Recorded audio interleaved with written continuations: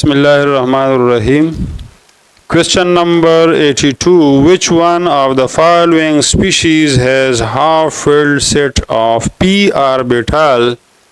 तो इसमें अगर आप देखें ऑक्सीजन जो है इसका इलेक्ट्रॉनिक कन्फिगुरेशन है 1:2, 2:2, 2p4। अगर आप ऑक्सीजन के ऊपर प्लस चार्ज लगाते हैं एक इलेक्ट्रॉन इससे निकल जाएगा तो इसकी इलेक्ट्रॉनिक कन्फिगुरेशन हो जाएगी 2p3। तो p में 3 इलेक्ट्रॉन हैं जबकि p में टोटल 6 इलेक्ट्रॉन आ सकते हैं, तो ये हाफ फील्ड है। तो इसमें ऑप्शन नंबर डी जो है ये करेक्ट है। Question number 83. Which ion has an unpaired electron? तो अगर आप कॉपर की इलेक्ट्रॉनिक कन्फिगुरेशन लेके ये है 4s1 एंड 3d10, इसका एटॉमिक नंबर 21 है। अगर आप कॉपर के ऊपर +2 चार्ज लगाते हैं तो पहले इलेक्ट्रॉन निकलेगा 4s से, तो ये 4 0 हो जाएगा और फिर इससे एक इलेक्ट्रॉन निकल जाएगा तो 3d9 हो जाएगा। अब d में टोटल ऑर्बिटल 5 होते हैं, तो 1 2 3 4 5 6 7 8 और 9। तो इसमें देखिए एक अनपेयर्ड इलेक्ट्रॉन आ रहा है, बाकी सब में पेयर्ड इलेक्ट्रॉन है, तो ऑप्शन नंबर सी इसमें करेक्ट है। Question number 84. Which one has more electron than proton? अच्छा, जिस चीज़ में इलेक्ट्रॉन और प्रोटॉन बराबर होंगे वो न्यूट्रल होगा, जिसमें इलेक्ट्रॉन कम होंगे प्रोटॉन ज़्यादा होंगे वो पॉजिटिवली चार्ज होगा, और जिसमें इलेक्ट्रॉन ज़्यादा होंगे प्रोटॉनों से तो वो नेगेटिवली चार्ज होगा। तो which has more electron than proton, तो इसमें जिस पर नेगेटिव चार्ज है ना वो ज़्यादा पॉसिबल है, प्लस वाला या न्यूट्रल जो है वो जवाब नहीं है। तो ए और बी इसमें नहीं हो सकते, सी और डी इसमें पॉसिबल है। लेकिन दूसरा कंडीशन उसने ये लगाया है that which has more proton than neutron, जिसमें प्रोटॉन न्यूट्रॉनों से ज़्यादा हों। तो ये जो ड्यूट्रियम है, ड्यूट्राइड जिसको कहते हैं या ड्यूट्रियम, उसमें एक प्रोटॉन और एक न्यूट्रॉन होता है, तो उसमें प्रोटॉन और न्यूट्रॉन बराबर होते हैं। लेकिन जो हाइड्रोजन का प्रोटियम आइसोटोप है तो उसमें प्रोटॉन होता है और न्यूट्रॉन नहीं होता। तो OH नेगेटिव में इलेक्ट्रॉन प्रोटॉनों से ज़्यादा है और प्रोटॉनों की तादाद न्यूट्रॉनों से इस वजह से ज़्यादा है कि प्रोटियम के अंदर प्रोटॉन होता है लेकिन न्यूट्रॉन नहीं होता। तो option number C is correct. Question number 85 कहता है कि what volume of oxygen is required for complete combustion of 5 centimetre cube of methane, कि मीथेन के 5 सेंटीमीटर CH4 है। तो इसके साथ अगर आप देखें ये रिएक्शन अगर आप बैलेंस करें तो यू विल सी कि ये 1:2 में रिएक्ट करते हैं। तो ये अगर 5 सेंटीमीटर क्यूब होगा तो ये 10 सेंटीमीटर क्यूब रिक्वायर्ड होगा। तो ऑप्शन नंबर ए इसमें करेक्ट है। Question number 86. A mixture of 10 centimetre cube of oxygen and 50 centimetre cube of hydrogen, तो ये आपस में 2:1 में रिएक्ट करते हैं।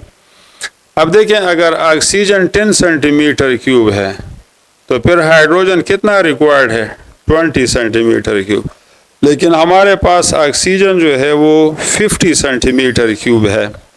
इसका मतलब ये कि हाइड्रोजन जो है एक्सेस रिएजेंट है और oxygen is the limiting, oxygen यहाँ पर लिमिटिंग रिएक्टेंट है। तो how much volume of hydrogen will be consume, इसमें हाइड्रोजन का कितना वॉल्यूम कंज्यूम होगा।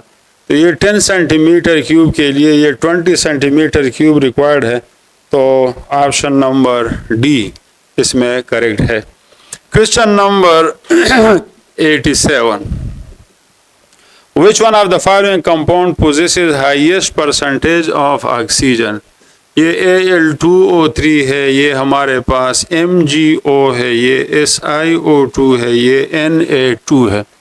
ये तो ऑक्सीजन की परसेंटेज किस में ज़्यादा होगी। तो आप इस तरह करें कि मास ऑफ ऑक्सीजन ऊपर लेके और मास ऑफ अदर एलिमेंट उसको नीचे लिखें तो आप इसका रेशो मालूम करें। अब जिसमें रेशो ज़्यादा आएगा तो उसमें परसेंटेज ऑफ ऑक्सीजन ज़्यादा होगा। तो ये देखें 3 ऑक्सीजन का मास है 48 और ये 54 हो जाएगा, और यहाँ पर ऑक्सीजन 1 है तो 16 और मैग्नीशियम 24 है। ऑक्सीजन 32 है और सिलिकॉन 28 है। ऑक्सीजन 16 है और 2 सोडियम जो है ये 46 है। तो सबसे ज़्यादा जवाब इससे आ रहा है। इसका मतलब है कि इसमें percentage of oxygen is highest percentage.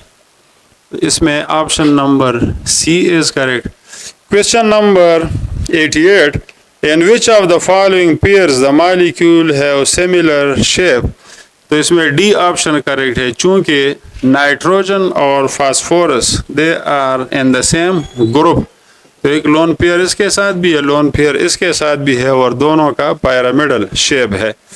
Question number 89,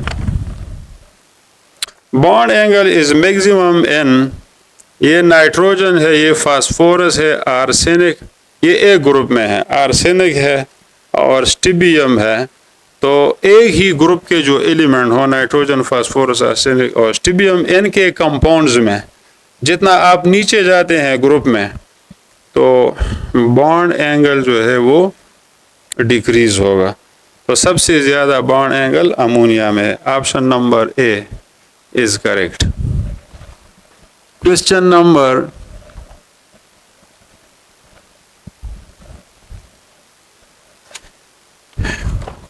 number 90, hydrogen bond are not present in acetone. Acetone जो है इसमें जो हाइड्रोजन होते हैं तो they are attach to carbon, और वो हाइड्रोजन बॉन्ड बना सकता है जो फ्लोरीन के साथ अटैच हो या नाइट्रोजन के साथ या ऑक्सीजन। तो ऐसे हाइड्रोजन बॉन्ड बना सकते हैं। अलबत्ता एसीटोन का जो ऑक्सीजन है ये पानी के साथ हाइड्रोजन बॉन्ड बना सकते हैं। तो पानी और एसीटोन ये एक दूसरे के साथ मिसेबल हैं ड्यू टू हाइड्रोजन बॉन्ड है। अकेले एसीटोन में, प्योर एसीटोन में हाइड्रोजन बॉन्ड नहीं होते हैं, लेकिन अगर आप पानी के साथ इसको मिक्स करें तो फिर इन दोनों के बीच में हाइड्रोजन बॉन्ड बन सकते हैं। 91, विच one of the following is covalent solid. Cadmium iodide, boron, silicon, ये सारे कोवेलेंट सॉलिड हैं। सॉलिड की 4 किस्में हैं, अयानिक, कोवेलेंट, मेटेलिक और मॉलिक्यूलर। तो इनमें चूँकि बोरान और नाइट्रोजन में there are covalent bond and it forms a big giant structure. Silicon carbide भी जॉइंट स्ट्रक्चर बनाता है और कैडमियम आयोडाइड भी अयानिक कंपाउंड नहीं है, और इसमें सारे के सारे कैडमियम और आयोडीन के दरमियान बॉन्ड कोवेलेंट होते हैं। तो ये बाकी तो तकरीबन तमाम स्टूडेंट को पता होता है कि बोरान नाइट्राइड और सिलिकॉन कार्बाइड कोवेलेंट है, लेकिन कैडमियम आयोडाइड में अक्सर बच्चे गलत हो जाते हैं, वो इसको अयानिक कंसिडर करते हैं, but it is actually covalent solid. तो ये बतौर ख़ास आप याद रखें। Which one of the following form zig polymeric structure. तो ये हाइड्रोजन फ्लोराइड है। हाइड्रोजन फ्लोराइड का जो स्ट्रक्चर होता है वो इस तरह होता है, ये इस किस्म का जिग स्ट्रक्चर बनाता है। और दिस वन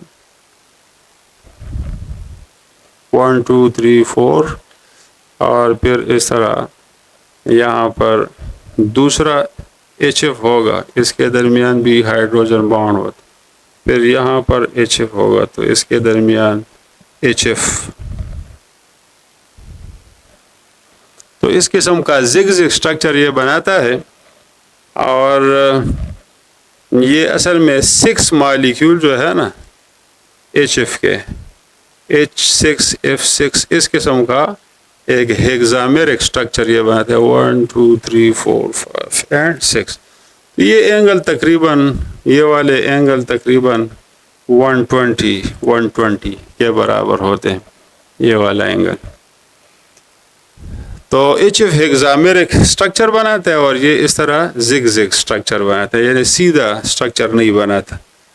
93 जो है, a constant temperature when the volume of the given mass of the gas is double, जब वॉल्यूम को डबल करते हैं तो वॉल्यूम और डेंसिटी के दरमियान इनवर्स रिलेशन है, तो इसका की डेंसिटी हाफ हो जाती है। 93 में option number D is correct.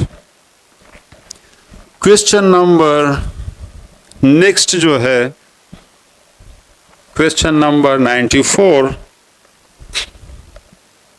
in air at STP the average speed of dash is greater than, अच्छा नाइट्रोजन का मोलर मास 28 है और ऑक्सीजन का मोलर मास 32 है, तो जिस मालिक्यूल का मास कम होगा उसका स्पीड ज़्यादा होगा, तो option number A is correct.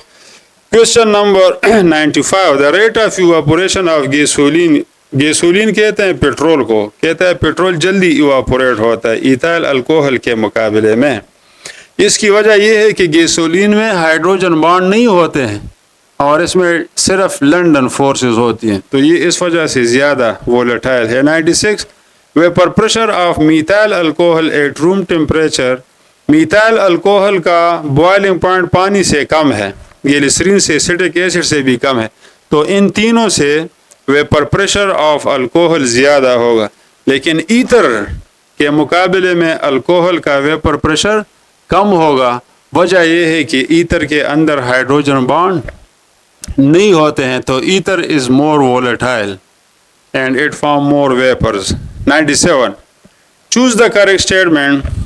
Ionic solid है high melting point and boiling point, ये बात ठीक है क्योंकि ionic bonds are stronger bond. 98, the number of atom per unit cell and simple cube FCC and BCC, तो simple cubic structure में एक unit cell में एक पार्टिकल होता है, FCC में 4 होते हैं और BCC में 2 होते हैं, तो आप इसको मेमोराइज करें। Question number 91, a chemical reaction A goes into B and B goes into A, तो सिस्टम कब इक्विलिब्रियम स्टेट में होगा? When it is in equilibrium, when the rate of transformation of A to B is just equal to the rate of transformation of B to A। यानी equilibrium का मतलब ये नहीं है कि 50% रिएक्शन कंप्लीट हो जाए, या इक्विलिब्रियम का मतलब ये भी नहीं है कि A और B दोनों की मिकदारें बराबर हों, बल्कि इक्विलिब्रियम का सही मतलब ये है कि फॉरवर्ड और रिवर्स रिएक्शन का जो रेट है, स्पीड है, speed of formation of B and speed of decomposition of B, वो बराबर होंगे आपस में। So this is equilibrium for the reaction H2 + H2। यहाँ पर आप देखें तो रिएक्टेंट और प्रोडक्ट के मोल्स बराबर हैं, तो अगर आप प्रेशर को ज़्यादा करें या कम करें इक्विलिब्रियम पर कोई इफेक्ट नहीं होगा। The relationship of Kp is equal to KCRT delta and the value of Kp and KC are the same, ये कब सेम होंगे?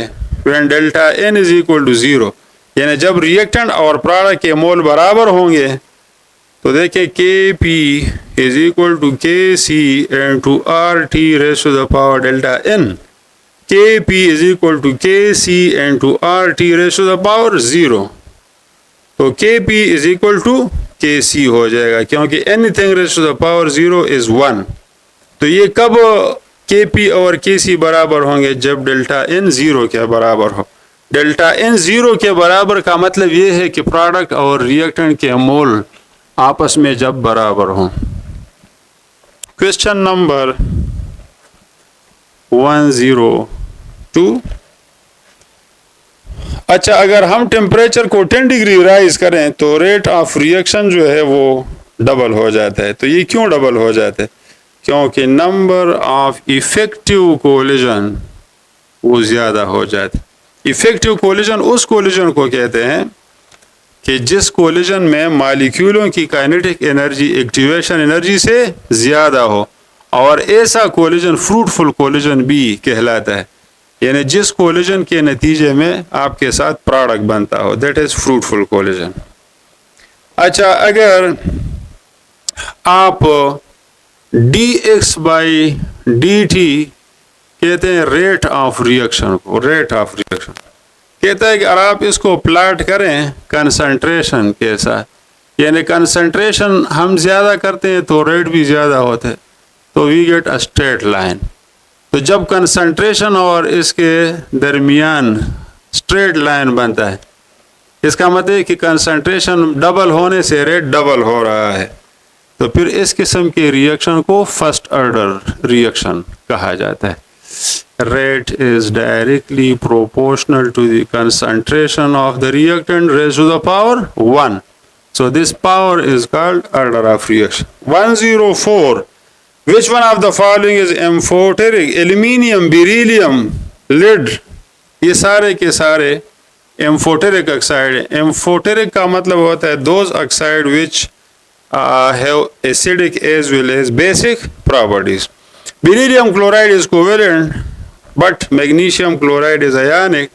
वजह यह है कि बेरिलियम की चार्ज डेंसिटी जो है ना वो ज़्यादा है। चार्ज डेंसिटी किसे कहते हैं? Charge divided by size of the molecule. चूँकि बेरिलियम का साइज छोटा है तो जिस आयन का साइज छोटा होगा उसकी चार्ज डेंसिटी ज़्यादा होगी। So greater is the charge density of a metal less will be it's ionic character, ये ज़्यादा फिर कोवेलेंट होगा। ग्रेटर चार्ज डेंसिटी का मतलब ये है more covalent nature. 106 choose the correct geometry. Tetracyano nickelate इसको कहते हैं, टेट्रासायानो निकलेट। इस पर -2 चार्ज है। -2 चार्ज इस वजह से कि साइनाइड पर -1 चार्ज होता है और निकल पर यहाँ पर +2 चार्ज होता है। एज ए होल ये -2 है और इसमें DsP2 हाइब्रिडाइजेशन है। ये सारे एंगल 90 डिग्री के एंगल है। ये स्क्वायर प्लेनर स्ट्रक्चर कहलाता है। तो 106 में option number A is correct. Question number 107. Which one of the following is nucleophile? Nucleophile उस चीज़ को कहते हैं जो इलेक्ट्रॉन पेयर डोनर हो। तो आमतौर पर न्यूक्लियोफाइल पर नेगेटिव चार्ज होता है, लेकिन अगर नेगेटिव चार्ज ना भी हो और ये इलेक्ट्रॉन पेयर डोनर हो तो फिर इसको हम न्यूक्लियोफाइल कहते हैं। मिसाल के तौर पर वाटर और अमोनिया ये भी न्यूक्लियोफाइल हैं और ये न्यूट्रल हैं, इस पर चार्ज नहीं होता। Question number 108. Propene could be obtained from propyl bromide. तो देखो अल्काइल हैलाइड से अल्कीन बनाने का तरीका जो है वो है dehydro halogenation. 109. Select the Meta directing. ये बाकी सारे आर्थो पैरा डायरेक्टिंग है, साइनाइड ग्रुप जो है ये Meta directing. Dehydration of alcohol follows which order? मतलब ईज ऑफ डिहाइड्रेशन, इसका मतलब है ईज ऑफ डिहाइड्रेशन।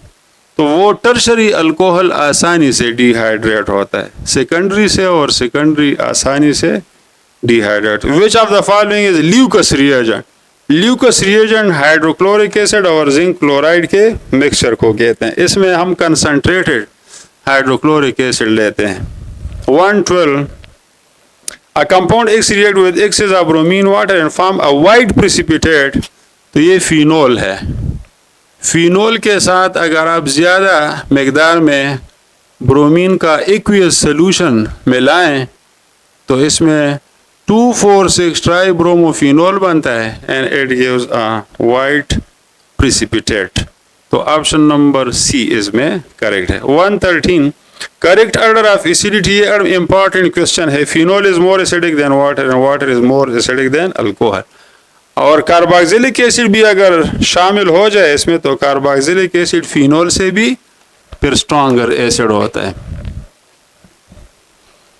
आप अगर ये एसिडिटी का ऑर्डर आप देखें तो carboxylic acid is more acidic then phenol, phenol is more acidic then water, water is more acidic then alcohol, alcohol is more acidic than alkyne, alkyne is more acidic than alkene, is more acidic than alkane are the least acidic compound. ये sequence आप याद रखें। Question number next जो है 114, which of the following group is deactivating but ortho para directing.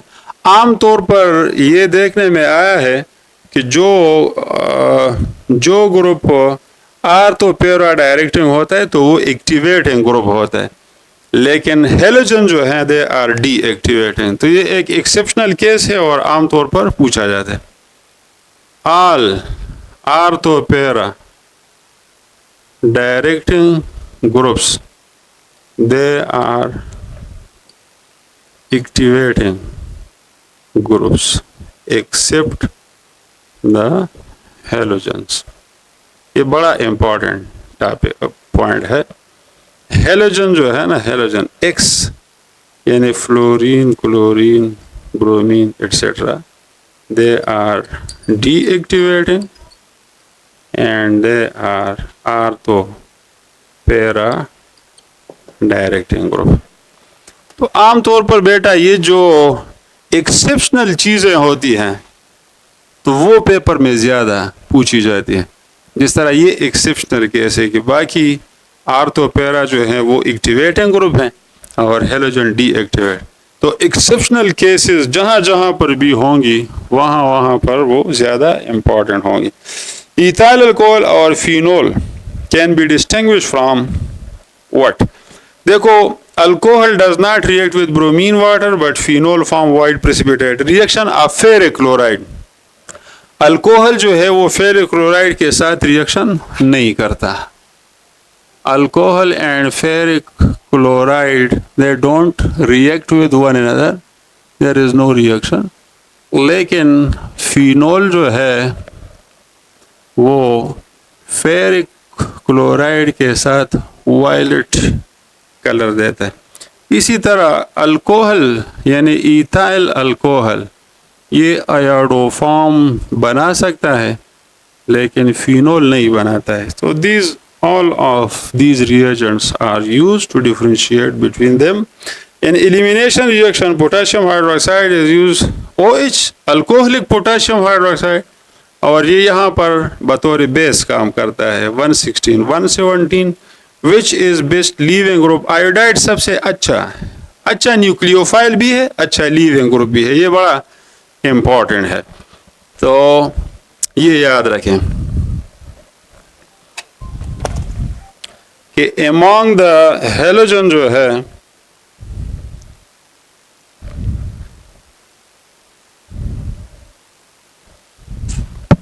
Hello मला जब class के लिए गया मैं हाल तक लेक्चर और को मत सवाल टेलीफोन ज लेक्चर रिकॉर्ड को लेक्चर बस बंद कर दिया जरिन को मैं 2 मिनट बस।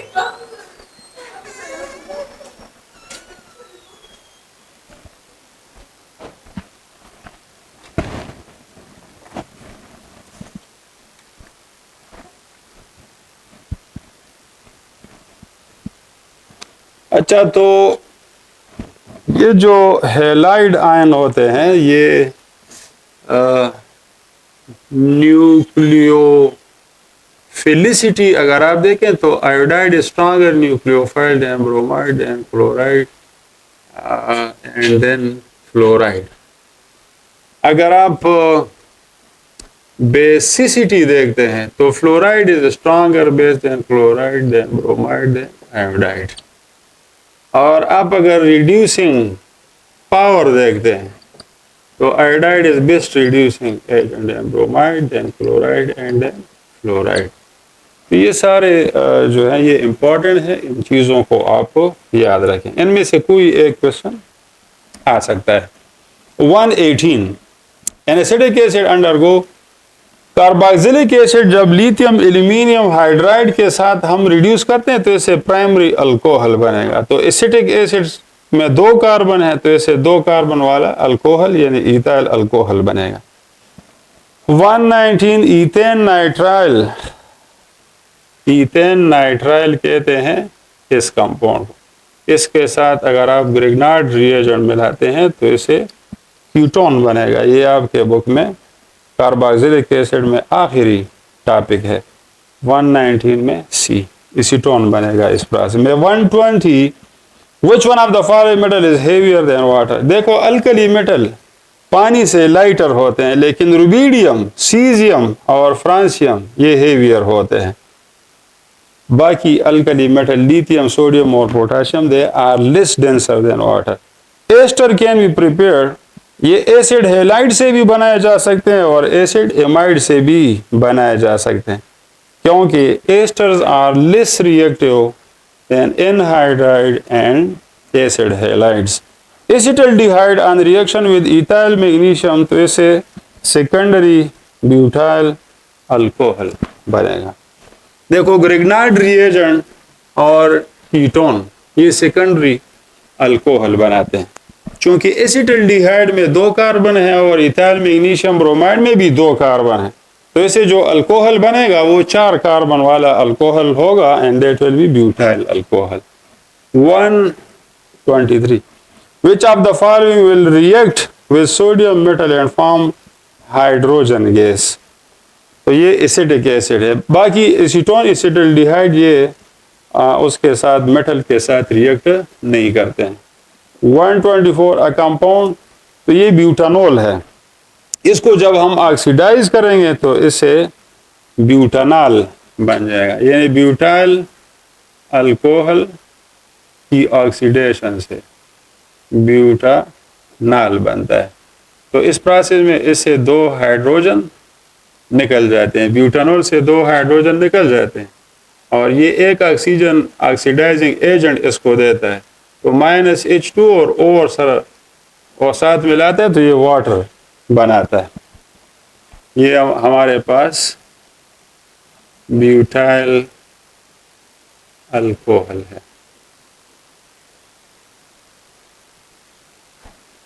इसके साथ ऑक्सीडाइजिंग एजेंट हम डालते हैं तो वो इसको हाइड्रोजन देगा। तो देखो इधर से हाइड्रोजन हाइड्रोजन ये वाटर बना देता है, तो 2 हाइड्रोजन इससे निकल जाते हैं, यहाँ पर डबल बॉन्ड बन जाता है। So you get this compound butanol. तो ऑप्शन नंबर 124 में क्वेश्चन नंबर 124 में हमारा जो स्टार्टिंग कंपाउंड है that is an alcohol. Option number D is correct. 125 which is most basic, तो down the group basicity increase होती है ऑक्साइड की and from left to right basicity decrease होती है। तो option number B is correct. 126 the strongest reducing agent, मैंने अभी आपको बताया कि iodide is strongest reducing agent, so HI is the strongest reducing agent as compared to the other halogen acid. So this is the last question. Thank you.